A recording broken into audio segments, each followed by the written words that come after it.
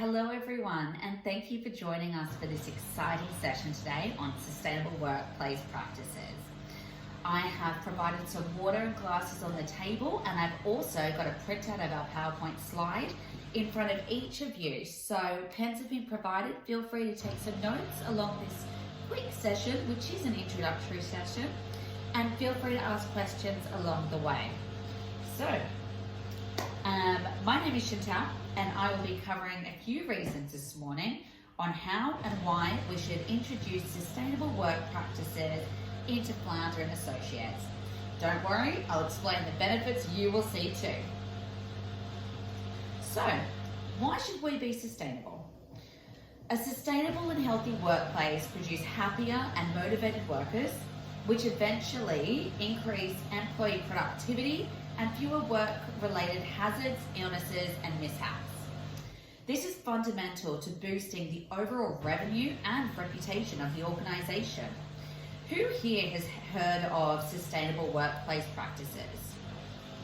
Good. I'm glad that I can see a few of you are aware of them. And is it something that you think is important for Flounder & Associates? Yes, I agree too.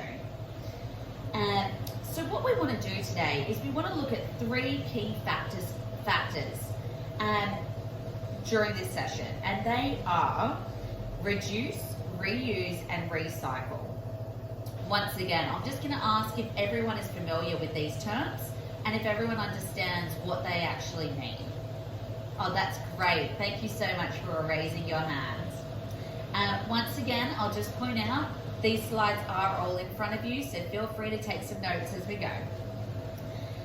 So let's take a deeper look into what we can implement at your workplace, at Flounder & Associates, in order to create a more sustainable workplace. First, we need to be aware of what uses the most energy, so that we're able to effectively and efficiently reduce that energy usage.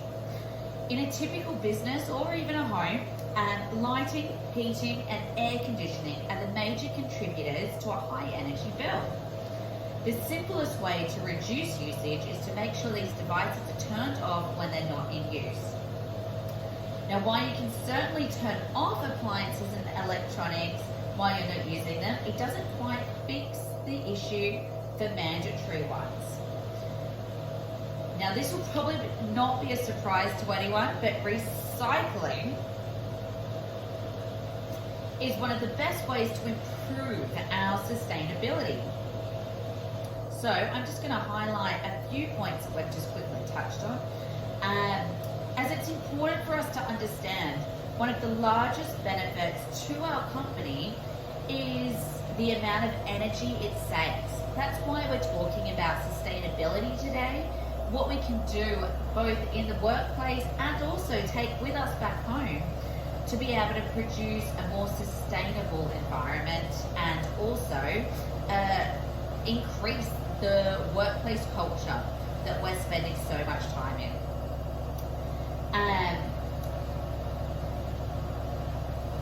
with me for one moment. Now, an interesting fact for you, it actually takes more energy to create new plastic than it does to recycle it. An easy way to promote this behaviour is to make sure that we're properly disposing of recyclable materials. Now, I do just have a quick video that I'd like to show you all. Now, we do have sound on, so won't be a second.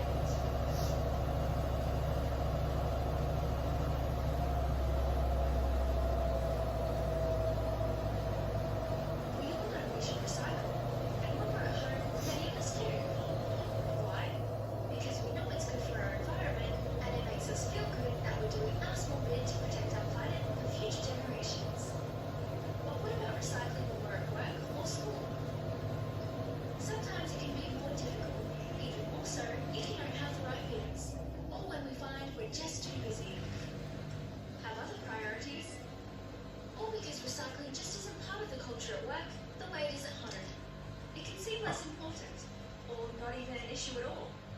But recycling should be important, no matter where we are. There are so many items we use on on a daily basis which can be reused before they're discarded. And even more that can be recycled rather than ending up in the dumper's landfill. As individuals, we can really help by sorting the recyclables from the non-recyclable stuff. This in turn sets a good example for our schoolmates, colleagues, teachers, managers and employers to become more recycling conscious. And eventually, if we all speak up about recycling at work or at school, we'll change the thinking of everyone around us and make our workplaces and schools more recycling friendly. So remember to speak up about recycling, help reduce landfill and create a better environment for our future.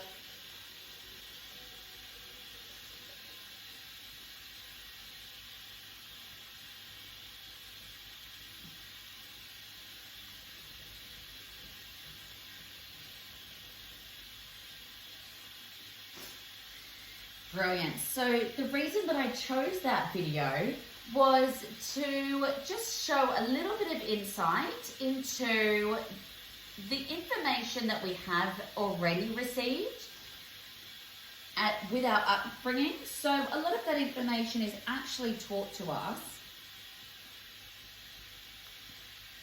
A lot of our information is actually taught to us through our schooling programs. And what we want to do is make sure that it's continually being educated as we grow up and also passing through the different generations. So if we continue, the next step that I would like to point out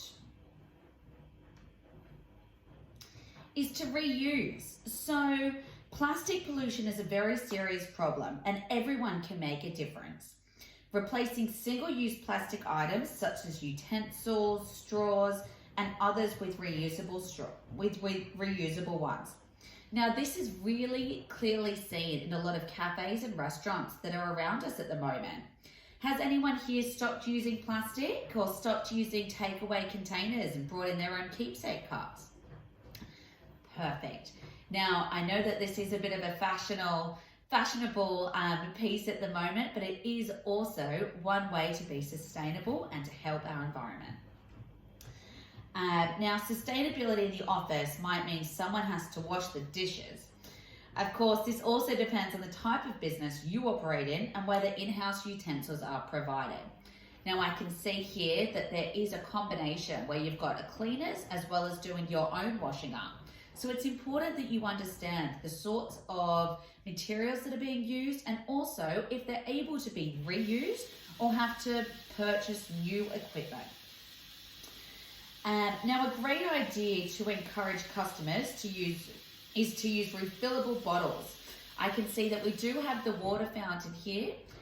Does everyone refill their water bottles or do you go and purchase new ones? Purchasing new ones. Okay, and is that for convenience sake? So what we might do is we might take a little note and we might discuss that after the session here of what we can be doing differently. Possibly introducing more water fountains, having both cold and hot water available, and try and work on solutions that are going to help everyone here.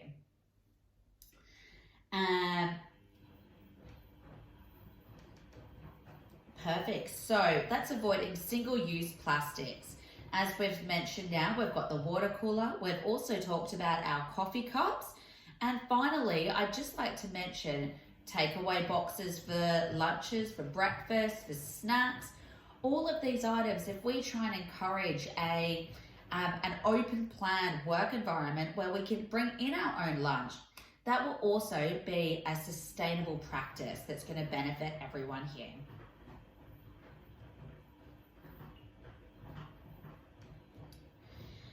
Now, many eco-friendly pieces of technology also deliver improvements for productivity. For example, it's much easier to find digital documents on the cloud than to zip through a filing cabinet. Mobile devices, messaging systems, and even appliances that improve air quality can make an impact on how people perform their jobs. Some organizations may see improvements by as high as 25% in productivity by moving to an engaging digital platform.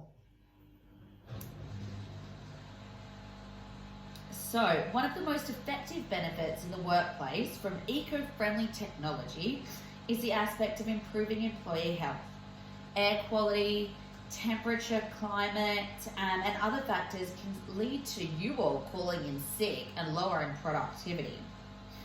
This causes a trickle-down effect that can make the business less productive throughout the day. Air purifiers can be brought in with proper air filtration and encourage a healthier workplace. Even the thought of working in a better environment can improve employee morale, which often leads to greater productivity. There are more people who are conscious about the environment of Earth than you might realize. In fact, 73% of millennials are willing to pay more for sustainable goods and doing business with companies who are eco-conscious.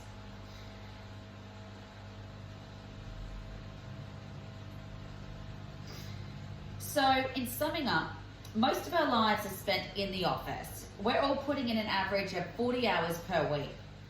While working, we can all improve our quality of life and lessen our carbon footprint by empowering ourselves and others to make work more sustainable. We've started these discussions this morning. I've seen you all take some notes, and I look forward to discussing what we can be doing to improving in our next session. Thank you all.